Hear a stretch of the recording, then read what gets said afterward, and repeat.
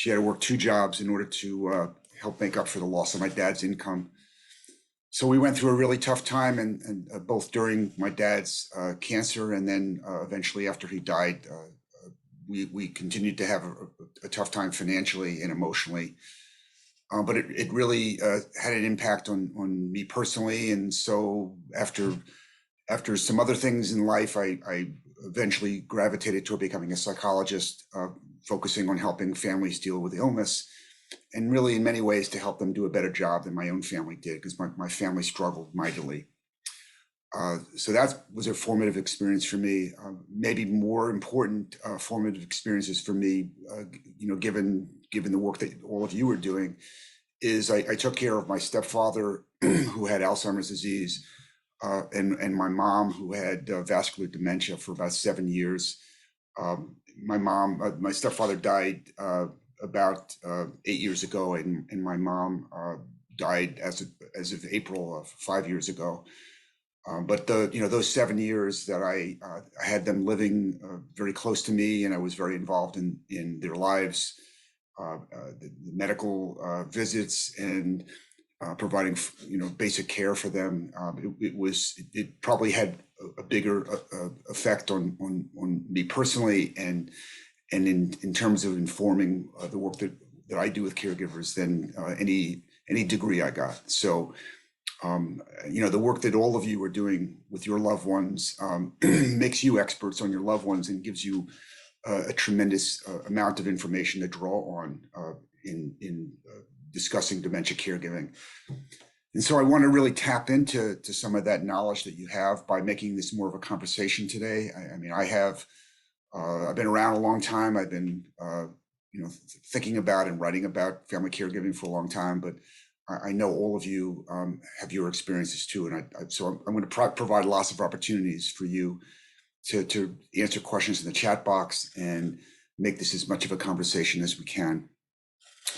The focus for today is coping with COVID, because I think it's certainly one of the topics top of mind for all of us, and it's been going on so long that I think it's really had even for folks who were doing really well at the beginning, I think we all have COVID fatigue right now. And I think COVID has had an enormous impact on caregivers, more so than most folks. But I want to also say that we don't just have to talk about caregiving and COVID. We can talk about any aspect of COVID that you would like. So we'll go through the slide deck, which is all about COVID, and then we'll just open it up for conversation on any issue that's of importance to you. I'm going to stick around till at least 1:30. So we'll have plenty of time to talk about COVID and other topics. So with all that by way of introduction, let me tell you what I have in mind for today. Hopefully, it's what you have in mind as well. So I'm going to share 3 scenarios, and these are all folks who they're role psychotherapy clients of mine, and these are 3 scenarios from the beginning of the pandemic. So in the last 1.5 to 2 years ago. And then we're going to talk about what they went through, what they're still going through, and then we're going to talk a little bit about this issue of coping with isolation, which I think is one of the most detrimental effects of COVID for most people. The infection is certainly life-threatening. The social isolation that has resulted from trying to avoid the infection has been life-changing and has really sapped the quality of people's lives. And then we're going to talk about how, now that COVID seems to be on the wane, Omicron in Philly is really down, and with no other variant in sight at the moment, knock on wood.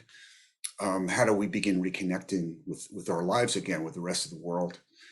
I have a link in here that you may want to copy and take a look at. So you heard Allison mention that I have a monthly column on the AARP website where I write about family caregiving. And I've been doing that for about 8 years now. But one of my recent columns is the link. This is the link for it, which is specifically about COVID. And some of what we're going to talk about today is in that column if you want to take a look at it. So let me start off by asking you some questions, and hopefully everyone is really comfortable using the chat box. So the first question, on a 0 to 10 scale, in which 0 is no stress and 10 is severe stress, how would you rate your stress level today? Right at this moment, what would you give yourself? You just put that in the chat box and hit enter, and I'll just get a feeling for how stressed out this crew is here today. Barry, I have to change. This is Allison. I have to change one function. I have it set up and I'll change it right now that all the chats come to me as direct message. So I'm going to turn that off. But for just this question, I'll tell you what's in the chat right now. So we have Sure. a 3, a 5, a 6, a 7. Wow, in order. A 4, a 1, an 8. Okay, that's probably plenty, Allison. It kind of gives me a feeling. I mean, it sounds like no one is. I haven't heard anybody say they're stress free. Maybe such a thing doesn't exist. Yeah, no But zeros. I am hearing that, with the exception of a couple people, that most people are not overly stressed right now, and that's a good thing. So that's the first question. And the second question is, how much has the pandemic made your caregiver stress worse? And what you can put in the box is not at all, a little, a moderate amount, or a great deal. And um, I'm gonna, I'm taking bets as to what I think the answer most of you will put down will be, but I've been surprised before. Um, so I'm seeing people putting it in the chat box now, so I can read it. So I'm seeing some. Anybody else? Moderate amount. Uh, Anybody else? I'm only seeing 2 responses. Here, more moderate. Some folks are still sending to me as a direct message. So everyone, when you're in the chat, please make sure that you're sending to everyone, not to just Allison as direct message. So everyone in meeting. Okay, and so maybe Allison, you could read some of the responses that have come to you Sure. directly. So the direct messages I've been getting are moderate, moderate amount, moderate, moderate, a lot of moderates, a moderate amount, moderate, moderate, moderate, moderate. Got it. Okay, so I won my bet, and thank you all for helping out in that regard. But I mean, what I'm hearing is, uh, and I'm gonna take a guess that at the beginning you might have answered a great deal about a year and a half ago, but that we've all adapted, and so it is not easy to live with a pandemic, but it's also not as overwhelming as it was at one time. And granted that over time we now have vaccines, we have much better protection from the virus, and the world has adapted. So appreciate all your responses thus far, and I just have one other question before we take off, and this one will require a little bit more of you. What are 1 or 2 ways that the pandemic has made your caregiver stress worse? Most of you put down moderate, so presumably it's made your stress at least moderately worse. And so how has it made it harder for you? Okay, Winnie says less social interaction. Um, no socialization for my wife, says Richard. Bethany says less community resources and activities. Stephen says unable to see friends. Friend who has dementia. Alan says isolation, fewer activities for my spouse. Yeah, are we hearing a theme here? I mean, it's really about social isolation to a large degree. Carol says person I'm caring for is much more isolated than I am, and that takes a toll on him, which in turn takes a toll on me. Mary says physically exhausted doing everything. Okay. Any other responses before we get going? Okay. Feel free to continue to put answers in the chat box. And what I find when I do these presentations is there's one conversation that takes place with me, and then there's another conversation is like always going on the chat box where people are taking talking to one another, and that's really as it should be. I mean, you guys are going to learn as much from each other as from me. Richard says I agree with all the above. I do too, Richard. I think this is social isolation has been one of the biggest impediments to coping, and we'll talk a lot about that this afternoon.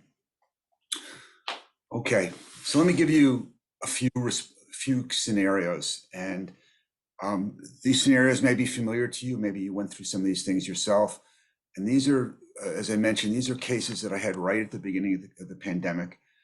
Folks that caregivers I had been seeing prior to the pandemic, and then when the pandemic hit, their lives changed. So here are Bev and William, and by the way, the names are made up, and these photographs are just things I took from the internet, so they're not real people here.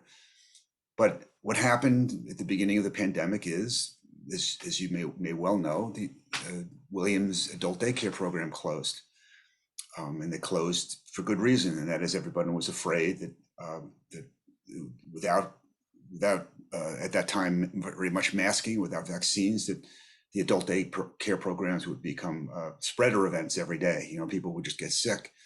So his wife Bev had him home. He had been going to the adult daycare program 4 days a week, so she had 4 days a week where she had time during the day to do things that she needed to do, and suddenly she no longer has that time. But Bev also, at the beginning of the pandemic, made a decision to not allow anybody in the house. So she didn't let her adult children or grandchildren come into the house, and she stopped allowing home health aides to come into the house, all for fear that that people coming into the house would infect her and would infect William, and she was afraid of the effects on both of them. And part of it is also that Bev was afraid, that because William has Alzheimer's disease, that he would be more susceptible to infection, and that because his immune system just doesn't work as well, and that if he died, she couldn't live with the guilt that she would feel having somehow not taken good enough care of him to protect him from COVID. So that's one case. And we're going to come back to these cases as we go through the course of our conversation today. Here's a second case. This was, I'll call her Cindy. Her husband had vascular dementia and was in a nursing home prior to COVID. And then, as we all saw at the beginning of the pandemic, the nursing home basically closed to visitors. So for over a year, she was not allowed to go into the home to visit her husband. However, that didn't mean she didn't have contact with her husband or with the staff there. What was most troubling for her, I mean, in addition to not seeing him, was that the staff there was calling her almost nightly to ask her to try to talk with him on the phone and to try to decrease his agitation. And so she would dread getting these calls every night because, number one, it was very hard to decrease his agitation on the phone and to help try to explain to him why she wasn't there with him, because he simply couldn't remember the reason for why she wasn't there. But the second was because he was agitated, she thought that he was really suffering because he wasn't seeing her. And so when the staff called her and said, he's agitated again, can you talk him down? It just made her feel very guilty that even though the rules were clear and she couldn't go against the rules, somehow she still felt that she should be there to help him. And that these calls every night became a tremendous emotional burden for her. That's a second case. And here's a third case. And this is a case actually of a younger woman in her late 30s. We'll call her Antoinette. Her mother had Alzheimer's disease, and she was caring for her prior to the pandemic. And then about 2 months into the pandemic, unfortunately, she developed COVID and wound up having severe shortness of breath and wound up having to be hospitalized. And then while in the hospital, wound up being intubated in the ICU and began having small strokes. And she wasn't able to visit her. She was just getting reports from the nurses about what was going on. And then, unfortunately, the worst case scenario, her mother basically died after several weeks in the hospital at a time when she was unable to go into the hospital and visit her.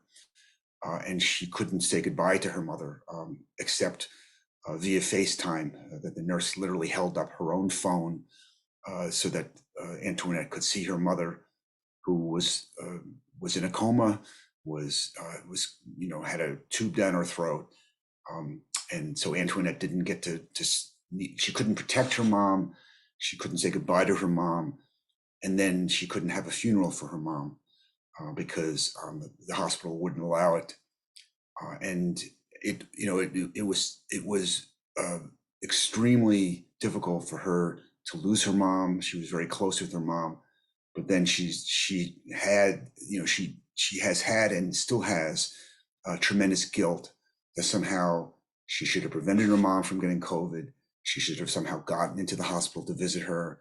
She should have done something to comfort her mom as her mom was dying. And then she feels tremendous guilt about not having been able to hold a funeral for her mom. And so all that guilt has made her bereavement much harder. And to this day, she's suffering terribly from the loss of her mom and the way her mom died. So 3, unfortunately, not unusual types of cases. So let me ask you, what common emotions do you think that these 3 family caregivers experienced? And again, you can just put some responses in the chat box, and please make it out to everyone so we can all see your response. Okay, let me take a look at the chat box. I'm seeing helpless. Alan says helplessness. Kathy says guilt, for sure. Stephen says fear and frustration. Absolutely. Other emotions. Defeat. Bethany, what an awfully. It's a word that has a lot of finality to it. Defeat. Carol says regret. Really tough emotions that you're describing. Bobby says grief. I agree with everything that people are putting in here. Just a lot of sadness, a lot of regret, a lot of guilt. Certainly that feeling of helplessness. Mary has a sense of emptiness. Carol says anger. I'd love to hear more about the thoughts about anger. I don't disagree with you, Carol. But the question to me becomes, so where do you direct your anger? Do you direct it at the disease? Do you direct it at the healthcare officials? Anger at self, anger at the caregiver is what I'm hearing, Carol. So as Allison, I'm sure knows, there's an old axiom in psychology and in psychotherapy, and that is anger turned inwards causes depression. So when caregivers are angry at themselves that they couldn't accomplish more, they couldn't protect their loved one, then they often become depressed. They become guilty, and then they become depressed. So anger itself is not something that we really want caregivers to experience. Any other common emotions? I mean, I think you've kind of hit all the ones we would expect. I see someone has typed onto the slide, and I really would ask you not to do that. Put it in the chat box, please, but put the term ambiguous grief. And so ambiguous grief is a really important term, and we'll talk about this just a little bit now. And I suspect that many of you are already familiar with this term, and Allison, you could nod whether this is a term that you guys know a lot about. Okay, so ambiguous grief is really about it's a concept from the psychologist Pauline Boss, University of Minnesota, and it's this idea that it's very difficult to grieve somebody who in fact is still alive, but they're absent from us in some way. They may be absent from us cognitively. In the case of the first 2 cases, in the first case, the person was very present, but they were absent cognitively. And one of the things that the wife in that instance told me was by having her husband go to the adult daycare program, she had sort of buffered herself from how bad his cognitive impairment was. But then when he was with her 24 hours a day, it really brought home to her just how much Alzheimer's disease had affected him, and that it made her grieve the loss of his personality, the loss of his intellect all the more. And in the case of Cindy, our second caregiver, whose husband was in the nursing home, it really does fit the ambiguous grief concept very well. He was present. He was in the home. He was calling her agitated every night, or I should say that the aides were calling every night, asking her to speak with him because he was agitated. But then again, he was really absent. He was at a distance. She couldn't touch him. She couldn't really connect with him that well over the phone. And so she really it increased her grief because because it had this ambiguous element to it. I see a couple of other comments here. Allison writes, yes, of course. Okay, good. Yeah, so I'm assuming you put that in there in regards to whether this group knows about ambiguous loss. I see Carol says feeling of being a failure. And Carol, that is such a powerful feeling, this idea of being a failure, especially when we have tried our best to either comfort our loved one or in some way save our loved one. And whether we're talking about COVID or just family caregiving in general, when caregivers feel like a failure, or as you saw earlier, someone saying that they felt defeat. When I see those words failure or defeat, it makes me very concerned about how that caregiver is coping emotionally. And then I think when people feel like they're a failure, they're going to be more prone to depression. And it comes back again to that, where that anger turned inwards equals depression. All right. And Mary says, I remember learning about long-term anticipatory grief in my caregiver group. And yes, I think caregivers who are dealing with a loved one with dementia, as I'm sure you have said here in this group, or have heard many times, or have read, that the losses go on and on and on, and then you're anticipating the big loss, but that you're suffering losses all the time. And I think one of the things that COVID has done, because it hasn't disappeared yet, is made those losses more grievous. Is really is made them more pronounced, and made it harder for us to grieve in many instances. So let me go on. So, I mean, this is not news to anybody. We all know what we've suffered. All of us have suffered in the last couple of years as a result of COVID. I'm not going to run down this list here. I mean, I think the one that we mostly worry about is death. When we talk about long COVID, we're worrying about loss of health. Unfortunately, I know people in my personal acquaintance who have long COVID symptoms, and it really has disrupted their lives. But the one thing on the list here that I put in bold, which you brought up a number of times when I asked you how COVID has made your stress as a caregiver worse, and that is the loss of social contacts, loss of social connection. And I want to talk about this a little bit. So this loss of social connection is better known in popular parlance and in the academic literature as social isolation. And in the last decade, and this may be very, very familiar to you, and if it is, I apologize for repeating something you already know, but in the last decade, there's been research study after research study that finds that when people are isolated from one another, it has not just negative emotional consequences for them, but it actually has negative physical health effects. And that people who are socially isolated have higher cancer rates, have higher rates of heart disease, they die sooner. And we can speculate as to why those folks have worse health outcomes, of both mental and physical health outcomes. We can say, well, people who are isolated may be less have less healthy lifestyles, and may be eating worse food, they may be getting less exercise since they may be in the house all the time. But the truth is, we don't know for sure. What we do know is that social isolation is now a recognized risk factor for all kinds of health problems.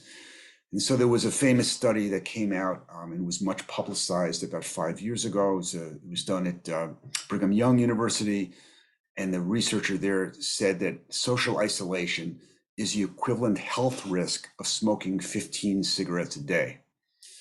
So, I mean, I think that the author used that cigarette comparison because we all know how harmful cigarettes are. It may be that 15 cigarettes a day is not necessarily going to give somebody cancer or give them heart disease, but it's going to increase the likelihood that they're going to have cancer or heart disease. And so, social isolation is a big problem, and there are many. Healthcare policymakers and health systems, including Penn, that are trying to figure out how do we help people with this issue of social isolation. Just to share some other research with you, and then we'll take a little bit of time to talk again. There have been a number of studies about how COVID has affected people in general, and then specifically how it's affected family caregivers. So there was a study, and it's now an old study. This is literally a year ago, but a very well publicized study at the time from the Kaiser Family Foundation, which found increases across the board with folks from almost every population in depression and anxiety as a result of COVID. And that, so I would guess that it still holds. A year ago, the rates of depression and anxiety among adults rose from 11% to 41%. And if I had to take a guess, if the study were redone today, I don't think it's going to be as high as 41%, but I think it's going to be a good bit higher than 11%. And so everyone in all walks of life have been affected and have more anxiety and more depression as a result of COVID. But what I found really interesting was this next research finding here, in that it has disproportionately affected certain adults. So I would have thought in many ways it would have affected older adults worse, but no, the folks that were most affected, had greater rates of anxiety and depression, were younger folks. So folks my kids' age, so 18 to 24, 25 to 49, that these folks, their lives were disrupted to such a degree that it caused greater rates of depression and anxiety. And then for folks coming from minority communities, non-Hispanic Blacks and Latinos, also had very high rates of depression and anxiety as a result of COVID. And then, unfortunately, many folks reported increases in alcohol and drug consumption as a way of coping with COVID. You may be aware that the opioid epidemic in this country has absolutely mushroomed as a result of COVID. In part, this is because many folks who already had opioid use disorder problems prior to COVID had a very difficult time accessing services in the last 2 years. But it also that many folks just turned to alcohol and drugs to cope with their emotions during COVID. In any rate, you probably have read that the opioid overdose rate for the year 2021 was over 100,000 Americans died, which is just an extraordinary figure, extraordinarily high figure, much higher than it's ever been before. And I suspect that 2022 is not going to be a lot better. So these are really alarming behavioral health effects of COVID. What does the research say about COVID and caregivers? Well, I mean, something similar. So there was a November 2020 study that AARP conducted that found worry, stress, and anxiety among caregivers were up pretty much across the board. It was more of an academic study. It came out in July of 2021 that found, again, higher anxiety, depression, as well as fatigue. I think, Mary, you had mentioned fatigue, sleep disturbance, and then, again, I put this in bold, lower social participation, and then problems like financial worries and lack of food, all as a result of COVID. So I don't think there were any surprises here, but let me ask you that question.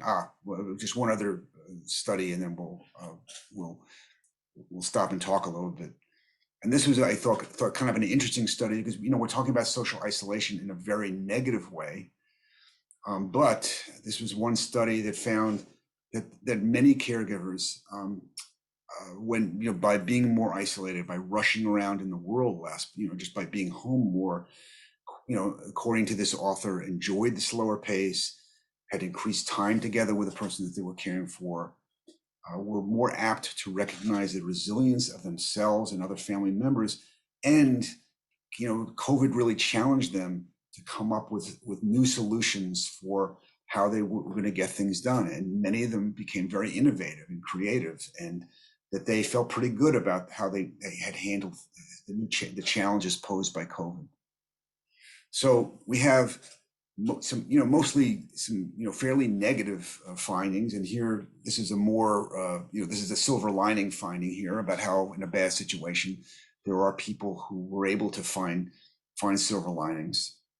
So let me ask you, anything here that's surprising to you? Anything here that you'd like to comment on at all about? Anything here that you think hits home with you? And again, please, just put your comments in the chat box if you could.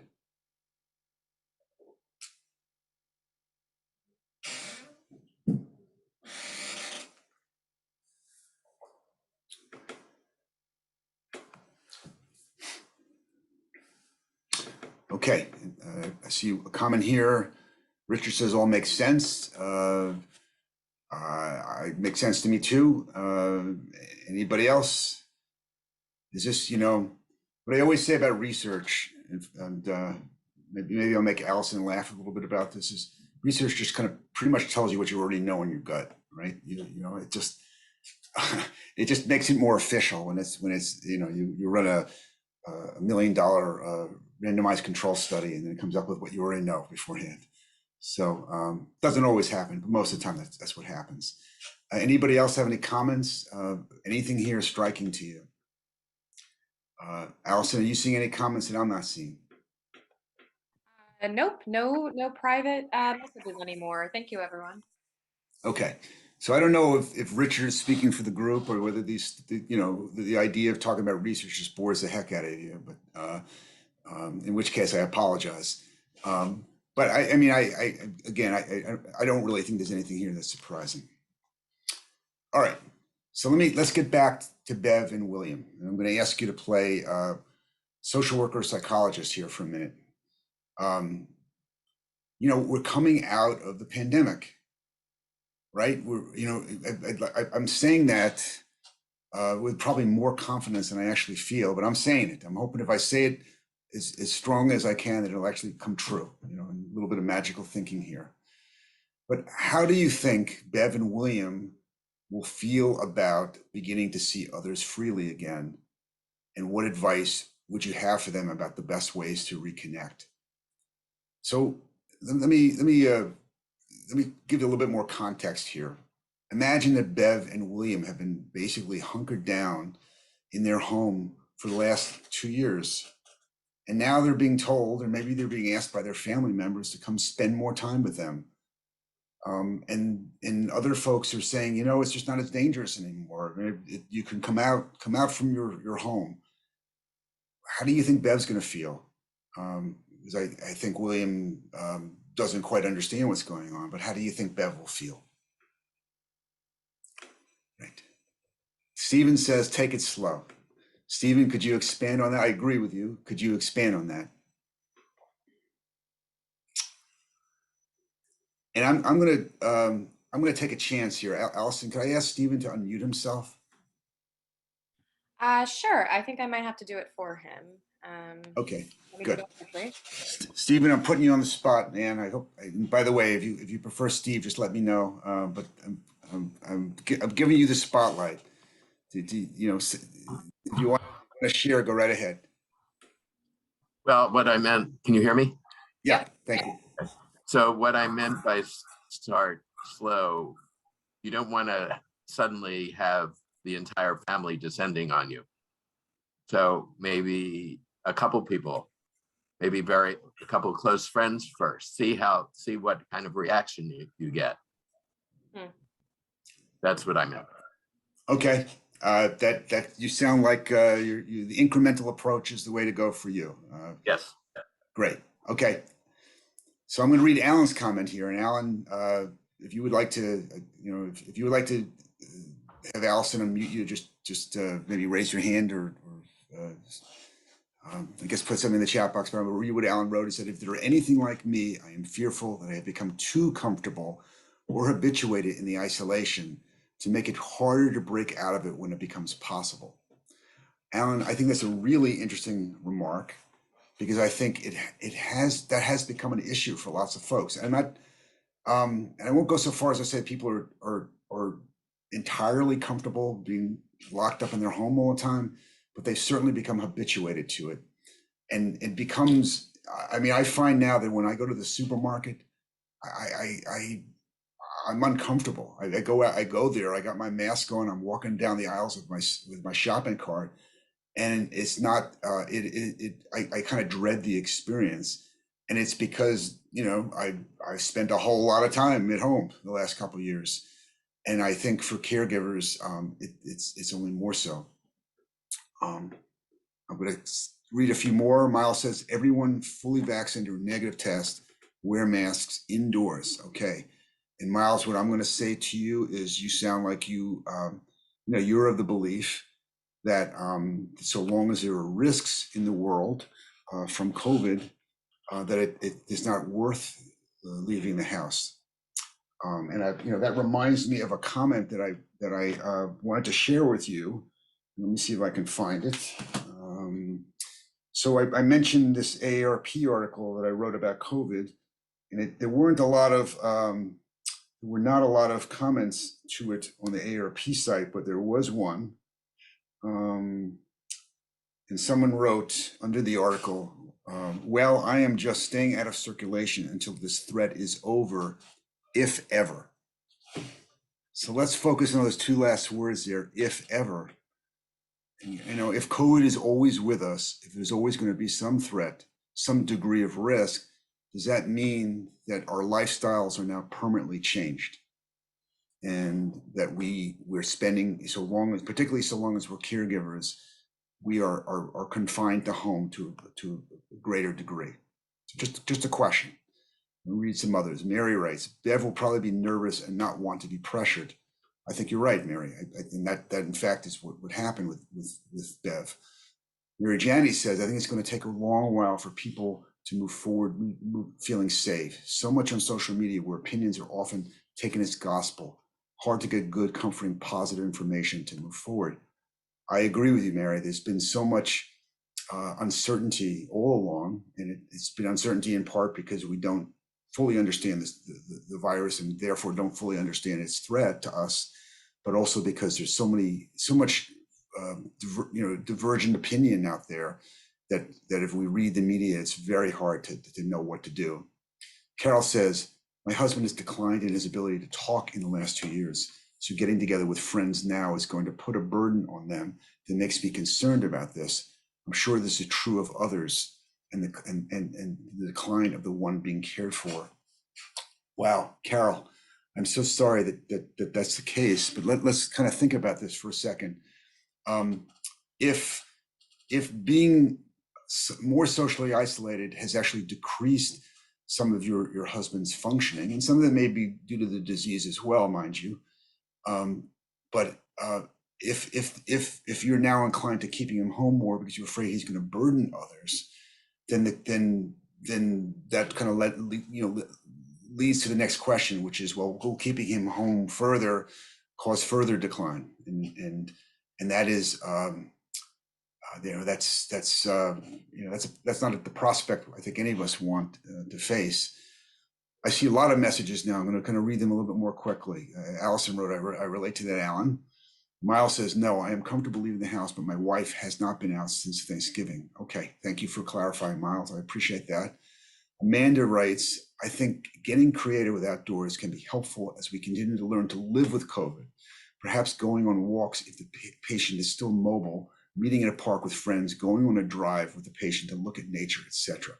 So what I'm hearing from you is this idea that getting out is important. We just have to find ways to minimize the risk in getting out. Kathy says, Carol, I would say that my husband has declined similarly, and although we have been very careful, vaccinated fully, I feel like I need to weigh the pros and cons of continued isolation. Kathy, I think we're all weighing the pros and cons, and that's one of the things that's most excruciating is there's no clear answer. Carol says, probably not, this is just the progression. Okay, got it. Thank you for clarifying that, Carol. All right, let me keep going here. Or did I get everybody? I think perhaps I got everybody. Yes, I got everybody. Oops, no, I didn't. Marguerite says outdoor walks are the best. Neighbors and dog walkers agree. Marguerite, I agree.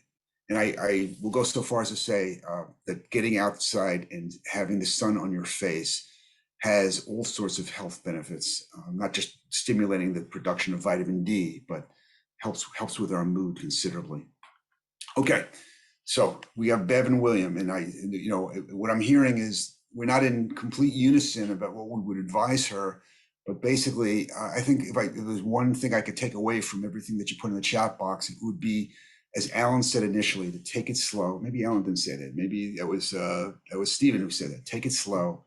Be cautious about how you approach things, and then maybe that cautious approach would be what Alan recommended: doing things incrementally. Get your I always think of people in this world as, are they, when they approach a swimming pool, are they folks who dip their toe in the water and then kind of gradually walk down the steps and gradually dip them to get their full body immersed, or they jump into the deep end right off the bat? And I'm more of your dip your toes in the water kind of guy, and I think Alan sounds like he is too. And dipping your toes in the water, just kind of seeing how it goes before you decide whether you're going to dunk your head under the water, may be the way to go with this. Okay, let's talk about. Here are some ideas that I came up with in talking about Bev and William. So first thing is safety first, and that is, and I have seen this now with many families, and you may see this in your own family, is, the primary caregiver may have a plan for how they're going to keep their loved ones safe and how they're going to keep themselves safe. And other family members may have their own ideas about when you should allow people in your home, when the person should return to daycare, when they should go to family gatherings, etc. And sometimes that leads to some conflict. So I have seen, say, adult children who think that their parents are making too much of COVID, who are urging them to go to children's birthday parties and things like that. And when the parent says no, the adult child gets furious and doesn't and thinks that the parent is being alarmist, and that their child is being deprived of the grandparents' attendance at the party, to give you one example. But as what I have written here really is very much along the lines of what Alan says. First of all, as the caregiver, you don't have to listen to family members. You get to decide what the steps are going to be, and that you can define the small steps with which you feel comfortable reconnecting to others. And so it may be, as Alan suggested, you see one or two people at first before you go to go to a children's birthday party, for instance, but that you're in control of this. Other family members, for whatever their opinions may be about COVID in general, or the safety, the restoration of safety now, you are the one who has to feel comfortable going forward. The second thing is, and this is something we haven't talked about yet, is I think that if COVID were over or waning, if we are of the belief that it's currently waning, that it's not going to be, I don't think it's going to be universal joy. I don't think we're going to, people will be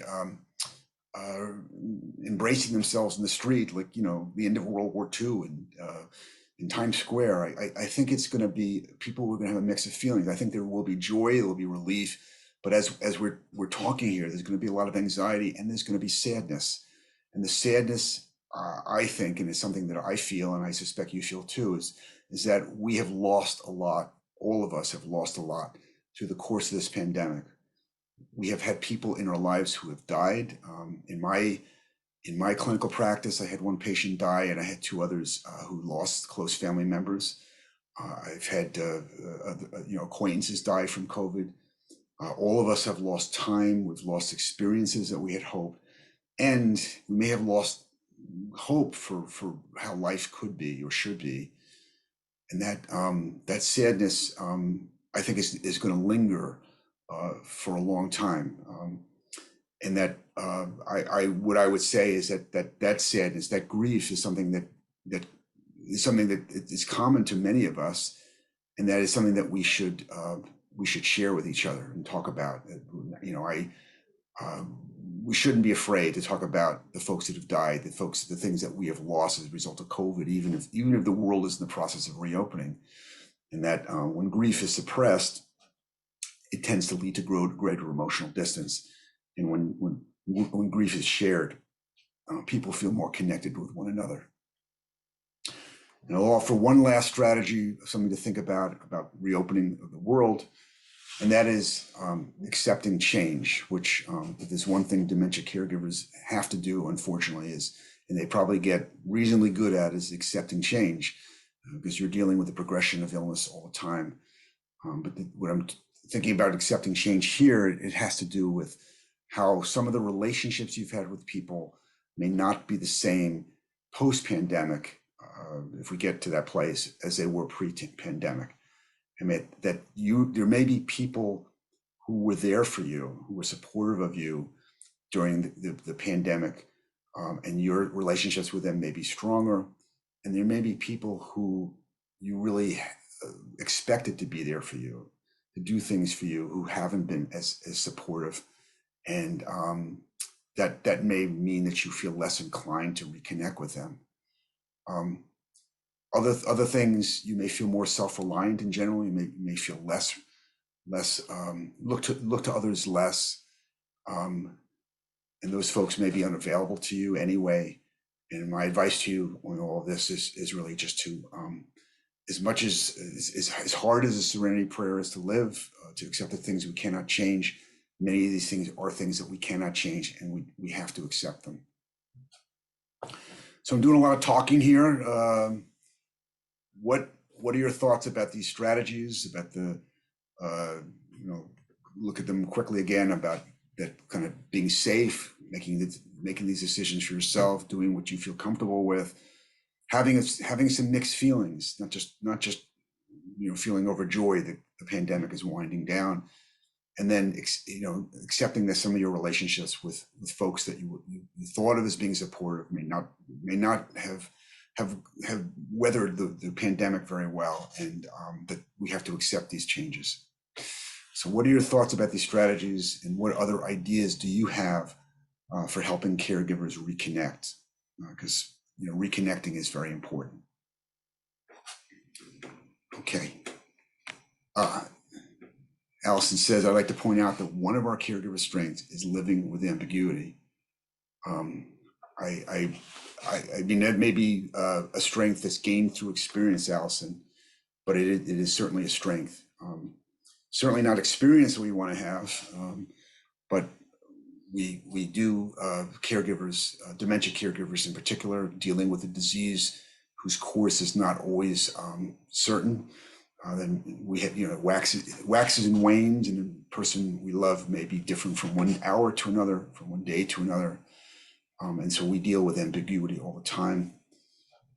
What other thoughts do folks have? What other strategies do you use to make this decision about how to get back out in the world?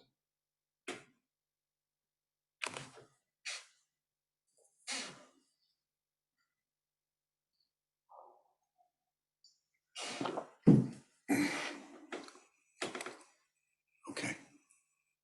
Alan says, but that is a good lesson for life in general. Very little in life is so cut and dry without ambiguity. I think it is. I think that's wisely said, Alan. I think that's right. But that doesn't mean that people like uncertainty, because uncertainty is stressful. And most of us like to feel like we have some sort of control over how our lives are going to unfold before us.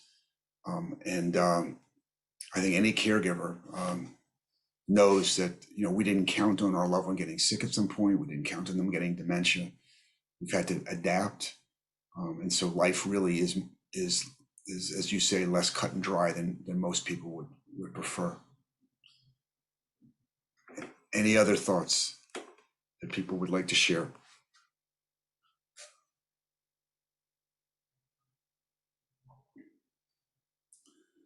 Okay, so great. I see, and I see Winnie say, hard to share grief with others who do not understand the daily hardships.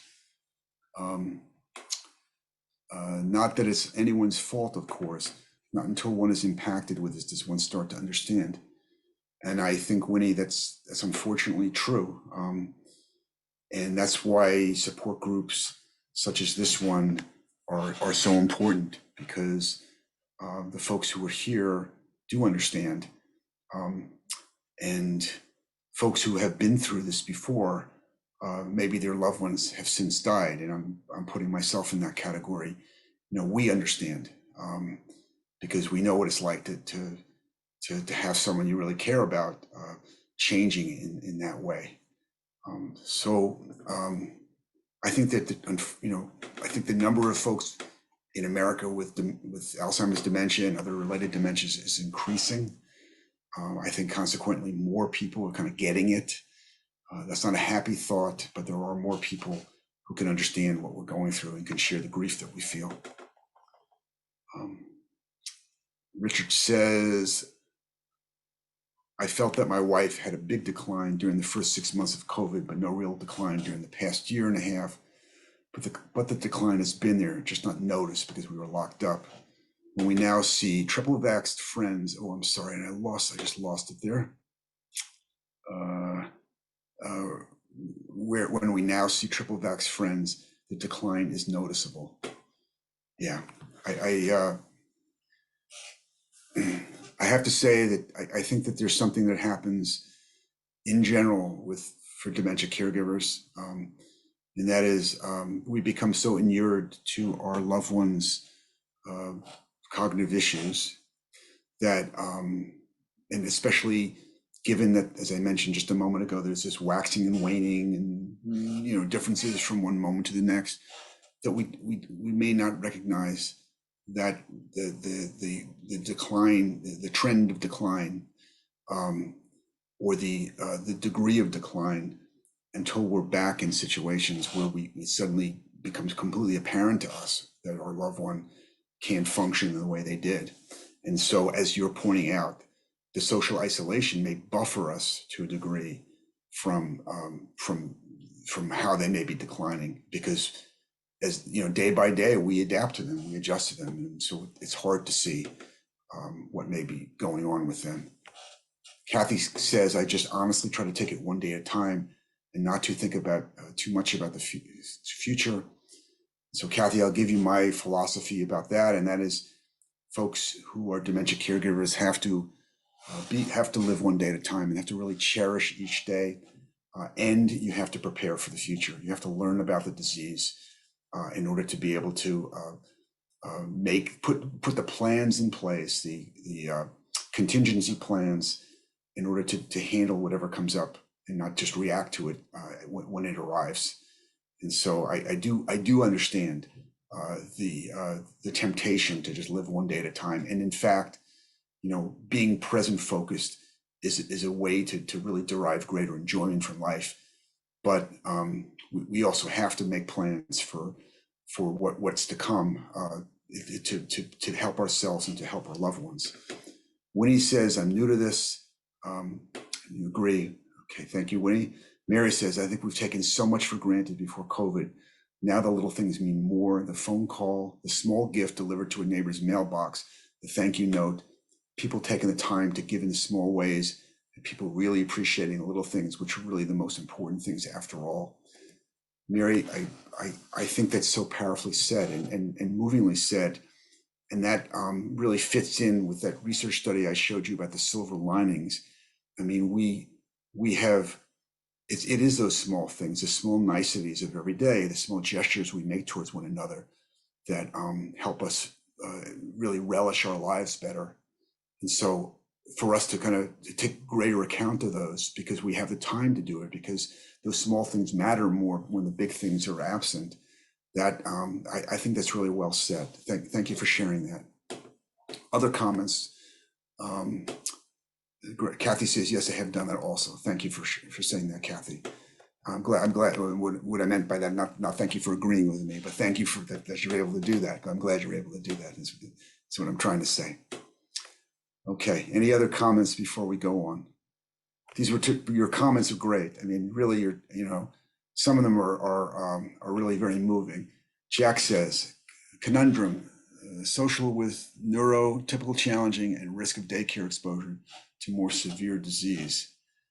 And so I'm gonna try to interpret what you've written here.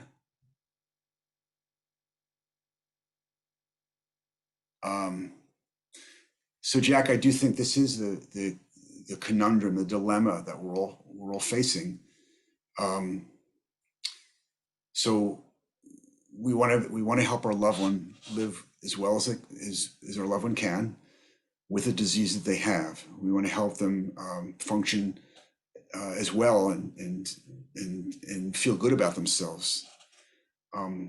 So is keeping them home the way to do that, by protecting them from potential illness in the world, even though the social isolation will in fact decrease their cognition, or may decrease their cognition, or would it be better to have them out in the world socially stimulated, but then face this risk of contracting an illness that would certainly have a big impact on them?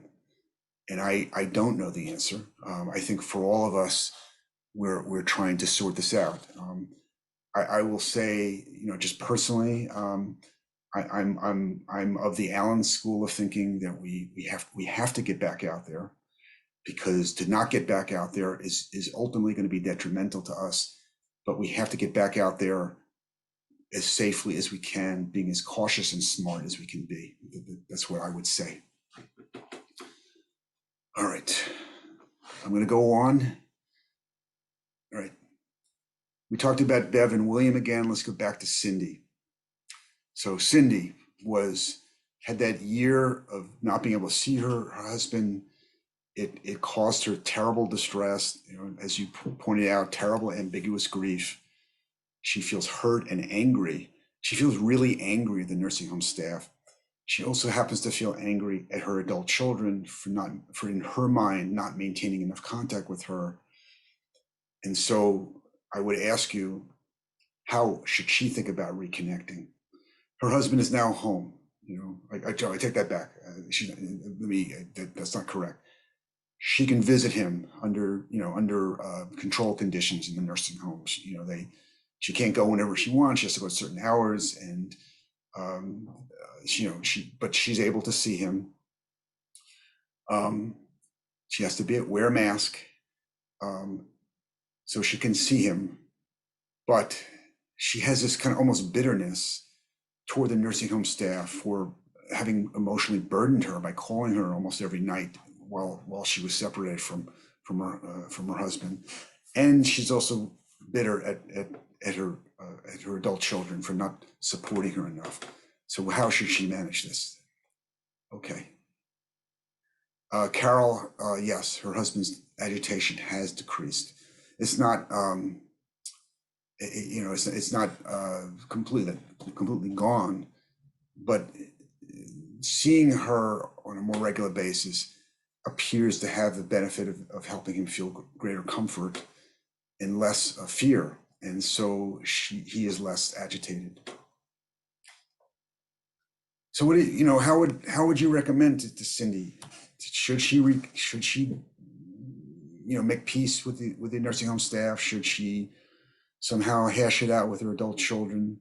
Should she forgive people for having maybe not been present enough for her during the worst of the pandemic?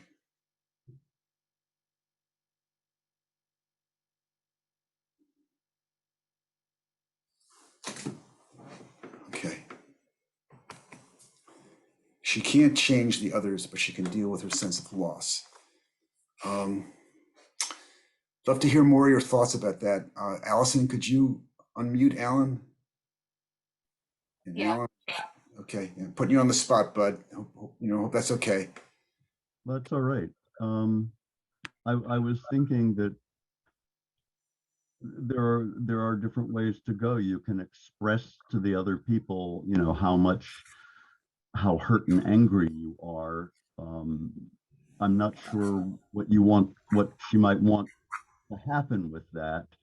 Um, I've often found that when I express my anger, even as justified as I might think it is to others who've caused me grief, it only makes them defensive and more great and cause more grief. And I think maybe there's a need to recognize that anger. I've learned that anger seems to be an emotion that's much easier, but what it does is it masks a sense of sadness, and in this perhaps a sense of loss, of everything that of the things that she's lost uh, by the inability of others to help her.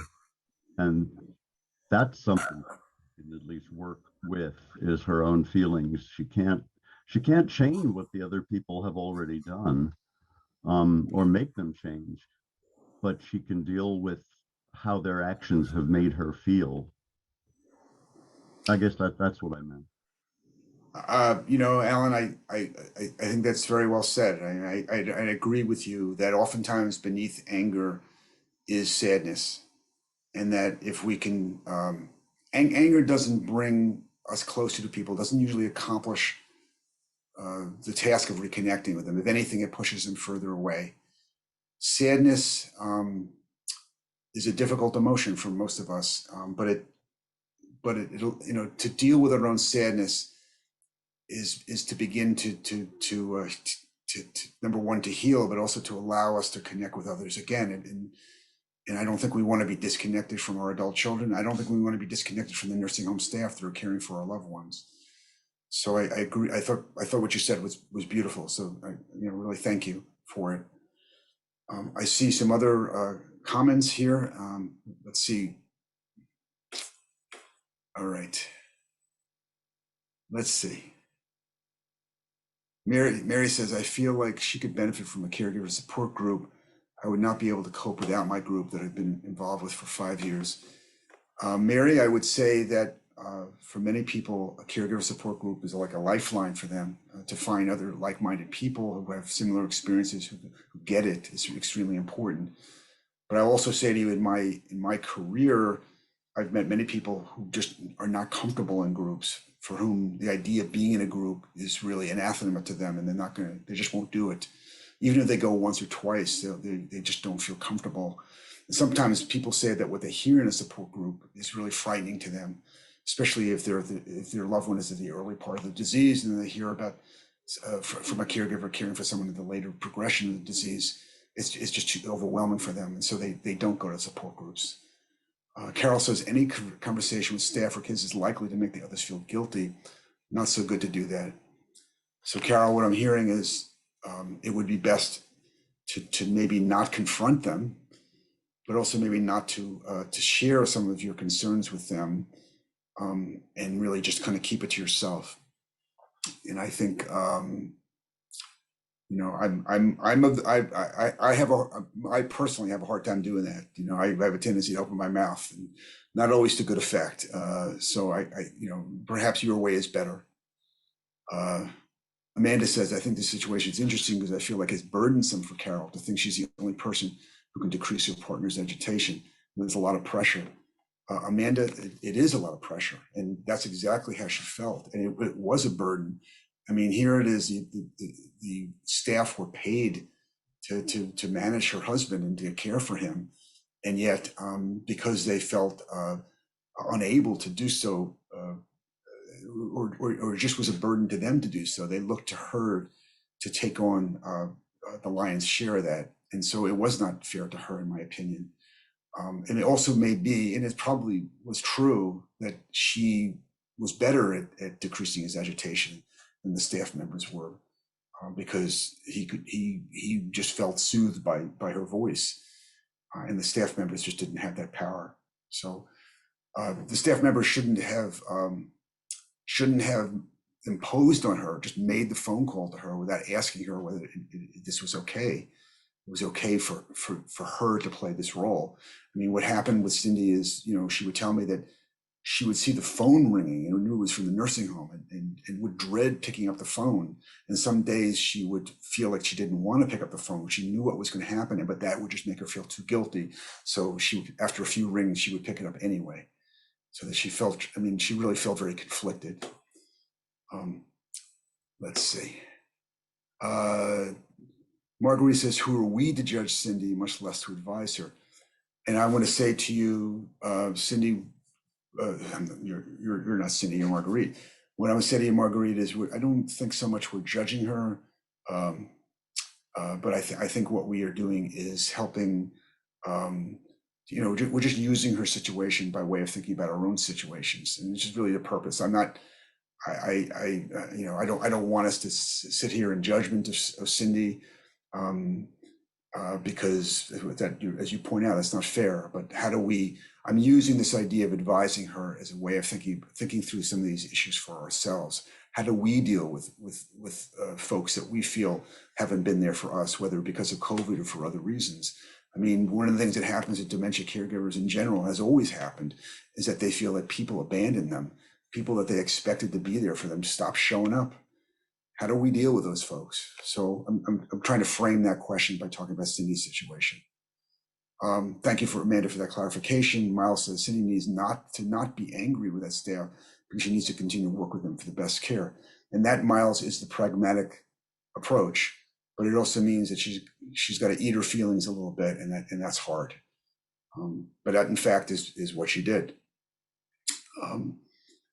I'll tell you a brief story. I one day got really angry at the nursing home staff, the nursing home where my stepfather wound up with his Alzheimer's dementia, and I demanded to see the nurse manager for the unit, and I laid her out, and she turned around and laid me back out. And when I say laid her out, I mean I gave her an earful of what was bothering me, and she turned around and said, "How dare I talk in such a manner to her? How dare I berate her staff? That if I wanted to be helpful to my stepfather, I needed to conduct myself in a different manner." She just laid me low, right? And it wasn't that what I said wasn't legitimate, but how I said it was not helpful, and that was a lesson for me.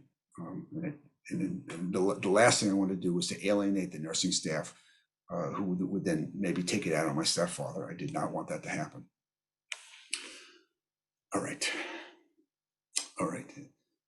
I think we pretty much answered some of these. Is it better to find ways to forgive people who disappointed you or keep them at a distance? And what I heard from most of you is better to find a way to forgive them. And then should you look to other people for support or forego support altogether? And I'm just going to say, I hope that nobody comes to the conclusion that no one's going to help and there's no point in looking to others for help, because then that only increases social isolation in my viewpoint. And so I think we always need to hold that hope that there'll be people out there who will understand us and provide help for us. And I see one other comment here. And Jack says, how do we find emotional acceptance day by day? Jack, that's a really, really good question. And I mean, I think it's one that that many, for as many people as are on this call today, we may have different answers. But what I will say to you in my life, speaking personally, not just as a psychologist, but speaking personally, is that there's an expression that was very popular a few years ago, and that was "what is," and that is, if our loved ones are declining, if they have dementia, it is very painful for us, but there's not much we can do about it other than to provide the comfort for them. And if our hurt and sadness is so overwhelming that all we do is distance ourselves emotionally from our loved one to protect ourselves emotionally, then we're only hurting our loved one and making their disease harder for them.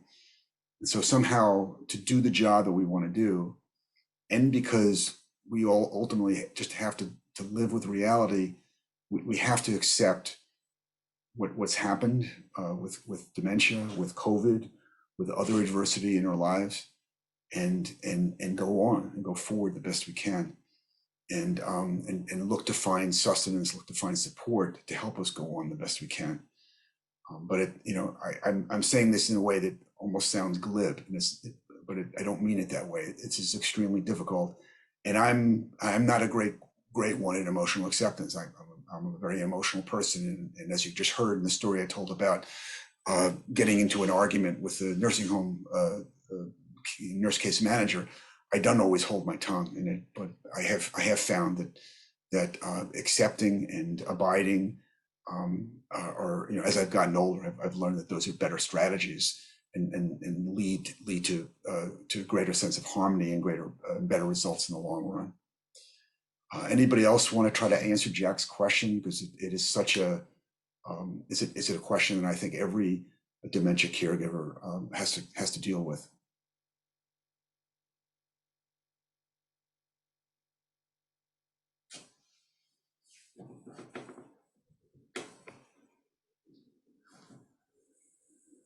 Okay.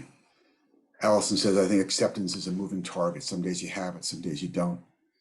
I think that's right, Allison. Sometimes I think you get up on the wrong side of the bed, as the old expression goes, right? Or just some days the situation it just hits you in a different way than it did on the day before. But I mean, what I like about what you just put in there, Allison, is if we accept that acceptance is a moving target, and if we don't have acceptance in a given day, we don't criticize ourselves in the process. We hope for better the next day. So thank you for sharing that. So let me share a few other ideas, and then I want to just kind of open this up. And I think we've really talked about some of the main things that I hope to talk about today. I'm just going to say this briefly about Antoinette, but we'll go on.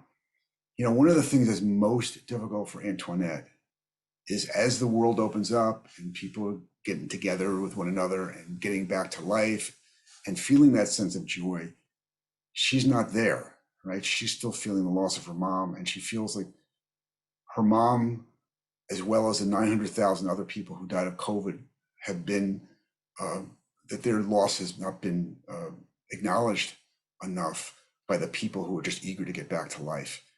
And so it causes her to feel separated from like her friends. Her friends are all delighted. Let's get together. We'll go for a walk. We'll do things. And they, she's still in a state of grief that her mother is never going to be able to go for a walk again. That her mother is never going to be able to enjoy the world again because she has died. So that is, I think, the struggle for her and many other people who've lost loved ones to death during COVID. Mary says, I ask help from the powers beyond us, not every day, but when I do feel I get the direction I'm looking for. Mary and I this is in response to Jack's question, and I think it's a good response. Many people look to their faith, their spirituality, to help them come to some acceptance of what they may be feeling and what may be going on in their lives. I'm going to skip this. I'm just going to add a few more things, and then we're just going to talk. I really, and the next few slides come directly out of the AARP article that I mentioned before. I think it's very doubtful that any governmental body, health group, is going to say, congratulations, the pandemic is over. COVID is gone. The world is safe again. I think that for us to wait for that day to come means that we're going to wait indefinitely. And so all of us, and I think we know this, all of us are going to have to determine what feels safe enough. Safe enough may not be fully safe, but one of the things that caregivers have learned is there's no such thing as perfect caregiving. There's only good enough caregiving. There's just getting the job done. Safe enough is going to have to be good enough for us. We're never going to have complete safety as a result of COVID. And so getting back in the world is going to be a judgment we all make. When we make that judgment, we're obviously weighing different factors to determine what the risk is. So obviously one is going to be the health of the person we're caring for. If they have if their immune system is suppressed, if they're vulnerable in some other way, we're going to be a little bit more hesitant to get back out in the world. We're all going to take into account what are the local conditions, how prevalent is the virus in our community, and how many, how high are the vaccination rates. I mean, very difficult. This is not scientific. We don't really know with perfect certainty what the risk would be, but I can tell you that if we're among people who are vaccinated, we're going to be better off than among people who are not vaccinated. The other thing is, I think, and I say this somewhat jocularly here, but I don't mean it jocularly, and that is, there are some families or some individuals that can handle being at home for a long period of time better than others. Some are restless, some have cabin fever. And by the same token, some families have greater risk tolerance than others. Some individuals within families have greater risk tolerance than other individuals in the same family. So all these factors are going to get weighed as we make a decision about what would be safe enough for us. Alan says, one of the difficulties in talking about safety in this pandemic is that we're not only talking about my safety, but also the safety of others. And that is absolutely true, Alan. We're especially talking about the safety of the person who we're committed to caring for, the person with dementia. And that makes it all more complicated. But even for them, we have to make a calculation as to what would be safe enough for them. And that means risking that there's some small risk that they may get COVID if we take them out into the world with other family members. Say, I'm going to suggest that that's a viable choice that people can make if they think it would ultimately be best for their loved one. And that keeping someone at home indefinitely is, in my opinion, is not really the best solution for them. Somehow we have to find a solution where they are safe enough and can have some of that social stimulation that I believe that they need. Jack says, Barry, I feel your heart and your beautiful intention and very much appreciate you. A broken heart can be put together a small piece at a time. Jack, that's thank you so much. That's very high praise. And I hope a broken heart can be put together a small piece at a time. At least that's why I became a psychologist, right? That's my hope, to help mend some of those broken hearts. But I also recognize that not every heart gets mended that easily. I've learned that through a long career. Some other thoughts, and I'm actually going to just end with a quote here, and then we'll open this up for conversation. And that is, these decisions that we're talking about now, of which I'm suggesting you make about what is safe enough to get, what is safe enough for you and your loved ones to reconnect with the world. That as you struggle with this, as you make this decision, it's really important for you to value your good intentions. And so what I write in the article is, caregivers tend to critique themselves based on outcomes, not their loving intentions.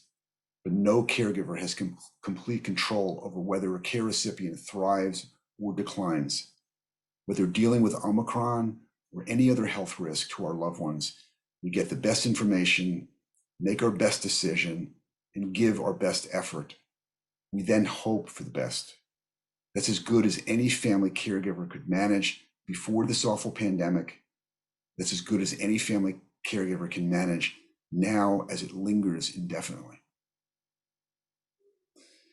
So that would be my final words for you, and I'll see if you have any other thoughts and questions. I'll just kind of show here I am, and I'll show this again later, and then here are my books.